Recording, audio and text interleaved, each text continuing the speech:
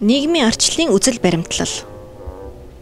Энэ бол улс төрийн шинжлэх ухааны оюутан Заяа. Тэр найз Болдоод нийгмийн арчлалын талаар тайлбарлаж өгч байна.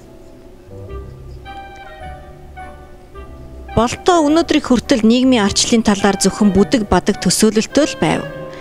Нийгмийн арчлал үндсэн 3 үнэт зүйлсээр тулгуурладаг гэдгийг Заяа тайлбарлаж өглөө. Эрх чөлөө, шударга ёс, эв нэгдэл. Эрх чөлөө нь хүн бүр яаж амьдрахаа өөрөө шийдэх эрхтэйг илэрхийлнэ. Төр ба нийгэм нь дур мэдэн хөндлөнгөөс оролцох боломжгүй. Өмч хөрөнгөтэй байх, боловсролын болон нийгмийн бусад үйлчилгээг хүн бүр эрх тэгш хүртэх эрхтэй. Шударга ёс нь юуны өмнө хүн бүр хуулийн өмнө тэгш эрхтэйг илэрхийлдэг. Хаанаас ирсэн удам угсаа болон нийгмийн гарал үүсэл ямар хүүстэйгээс үл хамаарна. Шударга ёс гэдэг нь Заяа Болдоо хоёр бодит байдал дээр ч бусдтай адил боломжийг хүртэж, өөрсдийн бүтээмж хэрэгцээг бусдынхтай адил үнэлүүлэхийг хэлдэг.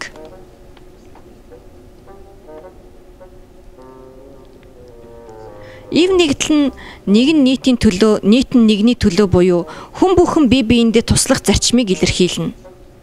Эв нэгдэл нь нийгмийг нэгтгэн барих хэрэгсэл юм. Эдгээр үндсэн үнэт зүйлс нь бидний хамтын амьдралыг зохицуулахад төдийлөн хангалттай биш.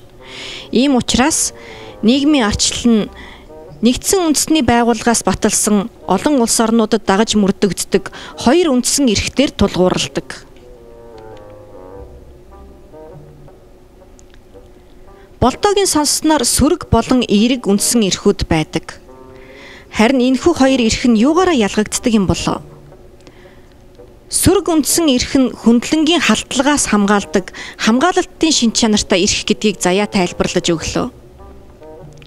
Тэгвэл эерэг үндсэн эрх нь Болдоод өөрийнхөө эрхүүдийг идэвхтэй хэрэгжүүлэх боломжийг олгодог байна.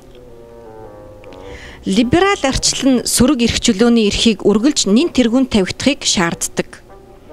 Зөвхөн сөрөг эрх чөлөөний эрхүүдтэй зөрчилдөөгүй тохиолдолд эерэг эрх чөлөөний эрхийг эдлэх боломж бий болдог.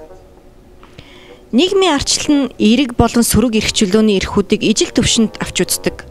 Учир нь эерэг эрхээр хангагдаагүй тохиолдолд сөрөг эрх зарим хүмүүст хүртэх боломжгүй байдаг. Заяа сөрөг эрх чөлөөний эрхийн жишээ болгож үзэл бодлоо чөлөөтэй илэрхийлэх эрхийг тайлбарллаа. Болдоо өөрийн үзэл бодлоо чөлөөтэй илэрхийлэх эрхтэй. Энэхүү эрхийг гагцхүү хэрэгжүүлэхийн тулд тэрээр өөрийн үзэл санааг хөгжүүлэх хэрэгтэй.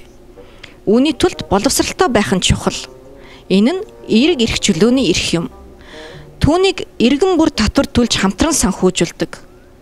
Энэ нь өмч хөрөнгөтэй байх эрхэнд бага зэрэг хажуунаас халдаж байгаа хэрэг. Ингээд эерэг болон сөрөг эрх чөлөөний эрхүүд бие биенээ харилцан нөхөж нөлөөлж байдаг юм. Болдоо нийгмийн арчлалын талаар цоо шин талуудыг нээж авлаа. Тэрээр илүү их мэдээлэл аваад илүү ихийг судлахаар зорилоо. Өнөөдрөөс эхлэн Болдоо өөрийнхөө ашиг сонирхлыг хамгаалж илүү идэвхтэй байхаар шийдлээ. Учир нь нийгмийн арчлалыг хөгжүүлэхэд нийгмийн арчлагчид хэрэгтэй юм байна гэдгийг тэрээр сайн ойлгож авлаа.